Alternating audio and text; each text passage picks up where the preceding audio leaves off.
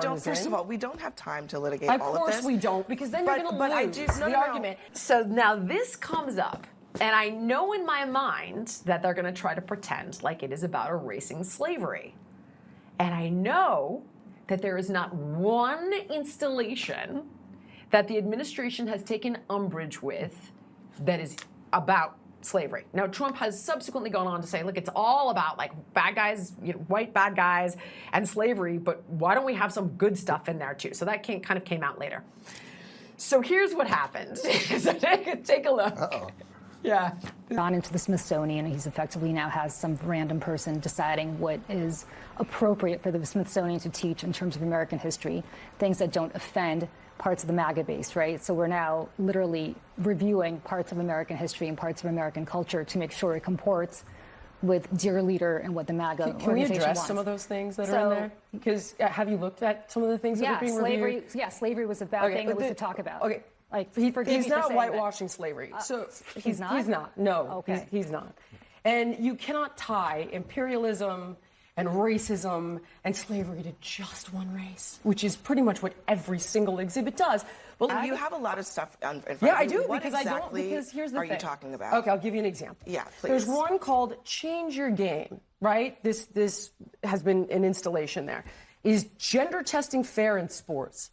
Does that, and then it goes on to talk about how it's complex to do gender testing in sports. It's not complex. It's basic science. That's untrue. It's XX chromosome, XY chromosome. That's sports. Is it fair to have biological men competing against biological women in sports? No. But why is this in the Smithsonian? So it's been completely captured. First of all, I don't. And it's totally partisan. We don't. First of all, we don't have time to litigate all of this. Of course we don't, because then you're going to lose the argument. And everything is racialized, just like you're trying to do to me now. So this took a bit of a turn. Yeah, so here's what happened. Yeah. So we're supposed to be in the middle of a conversation about the Smithsonian. So Julie Rodzinski is so smug. Yeah. And I'm about to nail her because I know she's making the whole thing up about slavery. Because she has no idea what's even in there, right? So I'm like, no, he's not, with extreme confidence. And I'm like, by the way, sidebar, this has been going on for thousands of years. Yeah. Like, stop demonizing just one race, because nothing good is going to come out of that, right? So I'm about to list all the things you and I just talked about, and all of a sudden, Abby, Phillip, and Richie Torres go, I can't believe you're trying to relitigate slavery in America. I go, I'm not. I just told you slavery's been around for thousands of years. And we continue. They're like, oh, well, this is a system of oppression. And now we're having two separate conversations, right? And I'm like, okay, am I talking about the Smithsonian stuff? And like, there's nothing about slavery in the Smithsonian? Or I'm sorry, the installations he's taking umbrage with? And by the way, let's talk about slavery. So then I'm like, all right, you know what? I'm ready to take this on, because I come back from Africa and there's nothing but really negative racial stories in the news. Mm-hmm. And it's bad. It's like a white woman who had a 5-year-old black kid go through her back, and she calls him the N-word, and then raises like almost $1 million online, like in defense of herself and to try to relocate. And then simultaneously you've got the thing in the movie theater where arguably children of an unknown race beat up this professor. Then you've got like two white people who get the crap beat out of them by a black mob. And that happened right before I went off. Okay, so you saw that. Okay, that was music festival or something. Yeah. Right. Yeah. So, for me personally, and this is a bit of a sidebar, not August news, but I've never in my lifetime seen racial issues this bad. And I think it is... Yeah, because we're children of the 80s and we put all the down, and these motherfuckers are trying to... Oh, that was my first F-bomb. There you go. We're back, baby. It's bad. Yeah, they're trying to rehash... It's working. ...and bring back all of the stuff It is that working. Yeah. So at this point now, I'm about to take it on, right? And I was like, okay. Do you realize that less than 2%, and this is from the 1860 census, right? Less than 2% of white Americans owned slaves. And I'm about to continue on to say... it ends up going in multiple directions.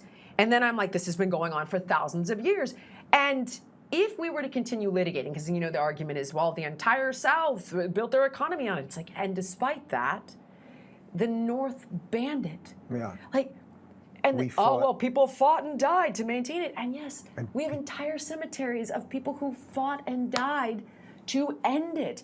It isn't about erasing slavery, but where is the part about the good guys? Why is that always left out of the equation? Why are you not teaching young white kids about the good white guys that died to end this evil? So, long story short, Abby Phillip and CNN launched a multi-week campaign in numerous episodes of her show to brand me as a racist. She then goes on Kara Swisher's podcast and lies.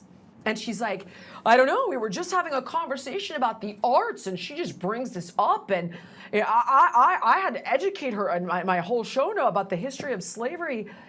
And she goes on to talk about how I defended white people in a slavery debate. Jesus. And relitigate slavery in America, despite the fact that I said I'm not, twice on her show, and that this has been going on for thousands of years. And this is all going bananas viral and all this. All going all bananas viral, of course. Like everybody on the right comes out, you know, and like, thank God you said something. It's about time we said something. Everybody on the left, oh, she's a racist, and somebody should call DCFS because she has a black kid. And I'm like, this is insane.